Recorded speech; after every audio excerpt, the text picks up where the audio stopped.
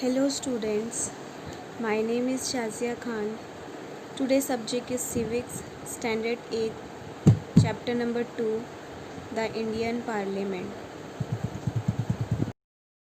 See students, this is the Parliament House. This Parliament House is located in New Delhi. Okay. We have studied that Parliament play an important role in parliamentary system of government. In this chapter, we will discuss the Parliament of India. Okay, the Constitutions of India has created the Parliament of India. The legislature at the national level, that is the level of the central government, it's called the Parliament. Parliament means the constitutions were created. Okay, जहाँ पर laws बनते हैं उसे parliament बोलते हैं. ठीक है. The legislature at the national level, जहाँ पर लॉज बनते हैं उसे नेशनल लेवल भी बोलते हैं. ठीक है. वो कौन चलाता है? तो सेंट्रल गवर्नमेंट चलाती है. अब हमारे इंडिया की सेंट्रल गवर्नमेंट कौन है? बीजेपी. ठीक है. तो उनके जितने भी लीडर्स हैं बड़े बड़े, वो उस पार्लियामेंट में, तो वो वहाँ पर क्या करते हैं? वर्क करते हैं. It consist of president and the two houses of parliament, Lok Sabha and Rajya Sabha. These two houses are there in the parliaments. True President is an inseparable part of the Parliament. She cannot participate in the discussion in either of the houses of the Parliament. Parliament में जो President होता है वो system से connect होता है. ठीक है. और वो किसी भी डिस्कशन में पार्टिसिपेट नहीं कर सकता है, चाहे वो मेल हो या फीमेल हो. Now we will study about the first house in the parliament, that is the Lok Sabha. Lok Sabha is the lower and the first house of the parliament of India. This is the first house of the parliament. Okay, Lok Sabha is the house of representative directly elected by the people. Lok Sabha में ऐसे लोग represent होते हैं जो directly elected होते हैं by the people. Hence the Lok Sabha is called the first house. That is why it's called the first house. Okay, of the parliament. The member of Lok Sabha are elected directly by people from the territorial constituencies.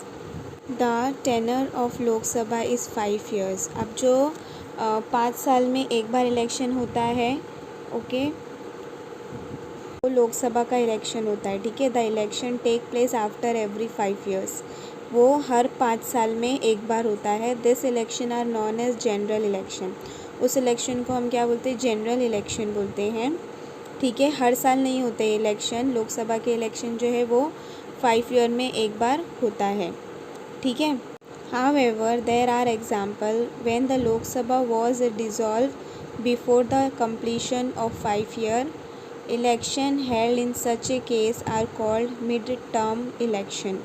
हर 5 साल में लोकसभा का election होता है. Okay, तो party को rule करने के लिए मेजॉरिटी सीट्स चाहिए होती है लोकसभा में. ठीक है. और अगर उतनी नहीं होती है तो पार्टी क्या हो जाती है? डिसॉल्व हो जाती है. ठीक है. इलेक्शन जीतने के बाद भी उसको क्या बोलेंगे हम? Mid term election. Lok Sabha is the representative body of the citizen of the country. As per the constitutions there can be A maximum of 552 members in the Lok Sabha. There are 552 members can participate in the Parliament of Lok Sabha to ensure equal representation to all section of the community. कोई भी section का हो वो उसमें अपने आप को represent कर सकता है. Some seats are reserved for the members belonging to scheduled caste and scheduled tribe. अब कुछ सीट्स जो हैं वो किसके लिए अवेलेबल्स होती हैं? SC और ST पीपल, जैसे शेड्यूल कास्ट और शेड्यूल ट्राइब्स के लिए, पीपल्स के लिए रिजर्व होती है. In case there are not representative from the Anglo Indian community, the president can appoint 2 member from this community to the Lok Sabha. Anglo Indian means the people belonging from the different country, but he has citizenships of India, so he has also right to participate in the parliament. Okay. Now the next is Rajya Sabha. Rajya Sabha, the upper and the second house of the parliament in the Rajya Sabha. ये second house है parliament में. Okay, जिसको सबसे ज़्यादा value दी गई है. The members of Rajya Sabha are indirectly elected. Rajya Sabha के जो मेंबर्स होते हैं वो इनडायरेक्टली इलेक्टेड होते हैं, मतलब वो अपना नाम खुद ही सजेस्ट करते हैं. Okay, as the name suggest, Rajya Sabha give representative to 29 states and 7 union territory. वो लोकसभा के जो पीपल होते हैं वो लोगों को रिप्रेजेंट करते हैं, और राज्यसभा के जो लोग होते हैं वो पूरे स्टेट को रिप्रेजेंट करते हैं. This members of Rajya Sabha work as a representative of the constituent states. The total membership of Rajya Sabha is 250 members. Rajya Sabha में कितने मेंबर्स होते हैं? तो 250 मेंबर्स होते हैं. Amongst them 3 to 38 members are elected from the constituent states and union territories. जो 238 members होते हैं वो स्टेट से बिलोंग करते हैं. ओके, जो स्टेट के होते हैं, ठीक है. बट जो 238 members elected from the constituent states, मतलब जो 238 मेंबर्स होते हैं वो स्टेट से पार्टिसिपेट करते हैं. बट जो 12 मेंबर्स होते हैं उन्हें प्रेसिडेंट अपॉइंट करते हैं. जैसे कि इंडिया के प्रेसिडेंट है Ramnath Kovind. Okay, these members are usually experienced and distinguished personality from the field of literature, art, science, sports and social work. अब ये जो 12 मेंबर्स होते हैं जिन्हें प्रेसिडेंट अपॉइंट करते हैं वो काफ़ी अच्छी स्किल्स के होते हैं. फॉर एग्ज़ाम्पल कि आर्ट में हो नॉलेज, उन्हें साइंस की हो, sports and social work. The members of Rajya Sabha are elected through the system of proportional representation. Rajya Sabha is never dissolved completely. It is called a permanent house. राज्य सभा जो है वो कभी डिज़ोल्व नहीं होती है, ठीक है, किसी भी कंडीशन में वो परमानेंट ही होती है. House 1/3 member of total membership of Rajya Sabha who have completed their tenure of 6 years retire after 2 years and an equal number of new members.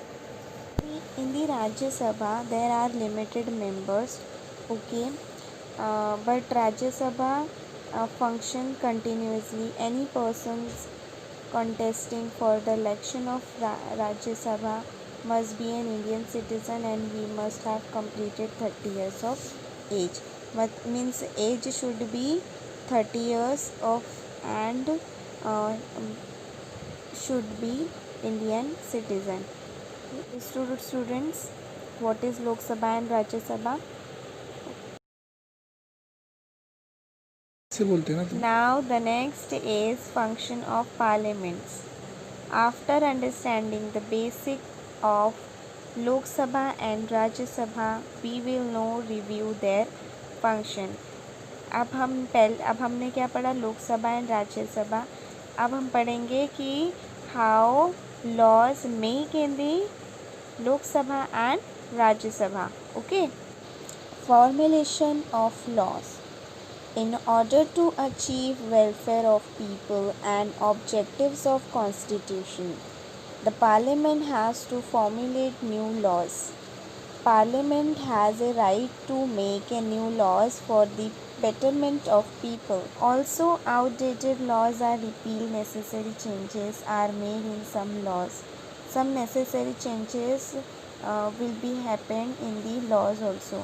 The process of the formulations of laws has been described in the constitutions. In accordance to the procedure, the parliament fulfill this primary and important responsibility. means whatever the process of making the laws, okay, the parliament fulfill their primary important responsibilities, okay. Whenever new laws formulate or laws changes, there were some procedure of the formulations of laws, okay. So the parliament fulfill these primary responsibilities, okay students. Next is amendment to the constitution. Amendment means the minor changes in the law, okay. The parliament decide whether to make any amendment to the Indian constitution. The constitution amendment bill is considered to be an important bill.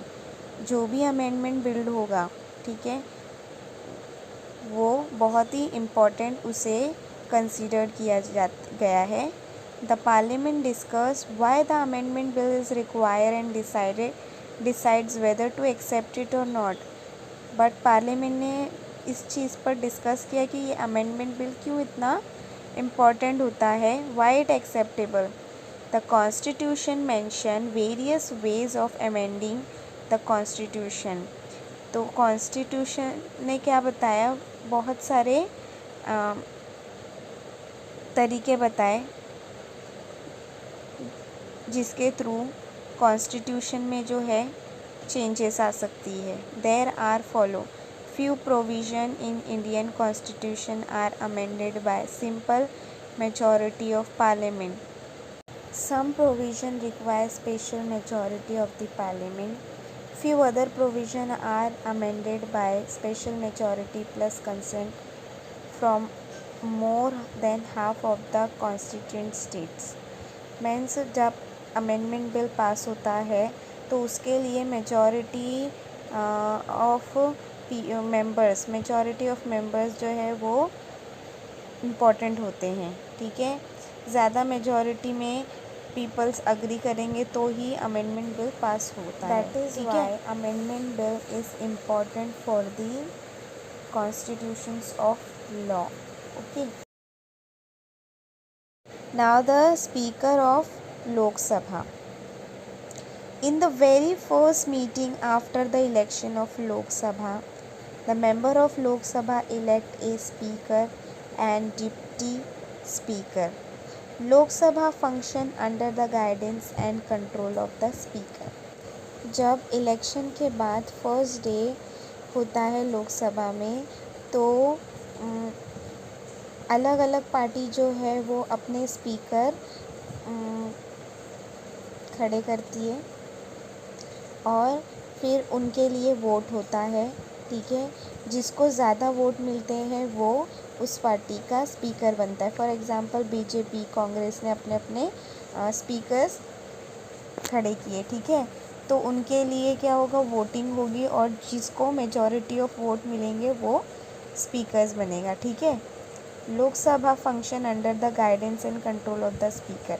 फिर लोकसभा क्या करती है, उसी के under और उसकी guidance में ही काम करती है. Lok Sabha represents the citizen and the speaker represent the Lok Sabha, okay. After getting elected as a speaker he/she has to conduct the business of house in an unbiased manner. Lok Sabha member have some rights and privileges as the representative of people. These are taken care of by the speaker. Apart from this, the speaker has to maintain the decorum and dignity of house as well as interrupt the rule of daily functioning of house and work accordingly. Lok Sabha का जो speaker होता है वो unbiased fair होना चाहिए, ठीक है. उसके कुछ राइट्स होते हैं और उन राइट्स को वो मिसयूज़ नहीं कर सकता है उसका, ओके. उन्हें अपने जो फंक्शंस हैं बहुत ही स्मूथली प्ले करने होते हैं, ओके. और वहाँ की रूल्स एंड रेगुलेशंस को फॉलो करते हुए. Next point is the chairman of Rajya Sabha. The chairman exercise A control over the functioning of Rajya Sabha. Okay, जो चेयरमैन होता है वो राज्यसभा में सारे फंक्शंस को कंट्रोल में रखता है. The vice president is ex officio as chairman of Rajya Sabha. The function of Rajya Sabha chairman also include maintaining the discipline in the house, facilitating discussion, giving member a chance to speak. Okay, these points they have to remember in the parliaments. How does the parliaments make laws? Now we will see how parliaments make laws. In our country, the parliament is empowered to make law. To formulate them, a certain system has been adopted. This system is known as the law-making process. A rough draft of law is prepared initially. This draft or outline is known as draft proposal of law or bill of law. अब हमारे country में जो है law बहुत ज़्यादा important है और powerful भी है. ठीक है, कोई भी लॉ बनाने के लिए पहले उसे रफली प्रिपेयर किया जाता है. ठीक है, there are 2 types of bills that are primary introduce in house of the parliament. There are 2 types of bill. The first bill is money bill and second is ordinary bill. In order to converted into an act law, the bill undergoes following process. अब कोई भी law जब बनता है तो वो 3 process से होकर गुज़रता है, जैसे कि first reading, second reading and third reading, जो कि हम अभी पढ़ेंगे. इन 3 रीडिंग्स के बाद ही कोई भी लॉ बनाया जाता है. फर्स्ट रीडिंग है the ministers of concern department ministry और members of the parliament present the bill and briefly explain its structure while presenting it. This is called the first reading. कोई भी बिल पास करने के लिए पहले उसे parliament में प्रेजेंट करना होता है, उसे एक्सप्लेन करना पड़ता है कि क्या उसके बेनिफिट्स हो सकते हैं, क्या उसके एडवांटेजेस हो सकते हैं. ठीक है, फिर उसके ऊपर काफ़ी डिफीट होती है, आर्ग्यूमेंट्स होती है. ठीक है, तो ये तो हुआ first reading. Second reading, there are 2 stages of second reading. अब सेकेंड रीडिंग में 2 स्टेज हैं. The first stage, the objectives of the proposed bill are discuss and member in the house express their opinion on it. कोई भी bill pass करने से पहले वो parliament में डिस्कस होता है मेंबर्स के बीच में. ठीक है, The supporters of bill give favorable opinion while the opponent discuss the defect and fault in the bill. तो कुछ उस बिल के अगेंस्ट होते हैं और कुछ उस बिल के फेवर में होते हैं. ठीक है, तो वो आपस में क्या करते हैं, लड़ते हैं. After the discussion with in the house as per the requirement the bill is send to a committee of the house. जब बिल के ऊपर डिस्कशन हो जाता है उसके बाद में क्या होता है, वो कमेटी को सेंड कर दिया जाता है, भेज दिया जाता है. The committee report consisting of instruction and recommendation is send to the house in order to make the bill flawless. Now the second phase of the second reading begins. In this phase the bill is discussed clause by clause. member can suggest changes after this voting is taken in the house. मतलब कितने लोग जो है उसके against है और कितने लोग उसके फेवर में है, तो इस पर वोटिंग होती है. तो मेजॉरिटी जो होगी वोटिंग वो बिल पास होगा, और अगर मेजॉरिटी पीपल अगेंस्ट होंगे तो बिल पास नहीं होगा. Okay, third reading. Student, this is the last reading. After this reading, the bill has passed. Okay. The bill is discussed briefly again during the third reading. अब third reading में जो है वो बहुत ही एक एक पॉइंट्स को जो है वो लोग रीड करेंगे. Voting is taken for approving the bill. Voting के थ्रू भी ये क्लियर हो जाता है कि बिल पास होना चाहिए या नहीं. If the Bill Gates and assent by required.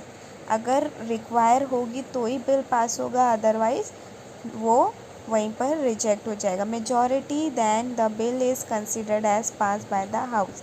The bill undergoes the same procedure even in the other house. After getting an approval by both the houses the bill is further send for the assent by president.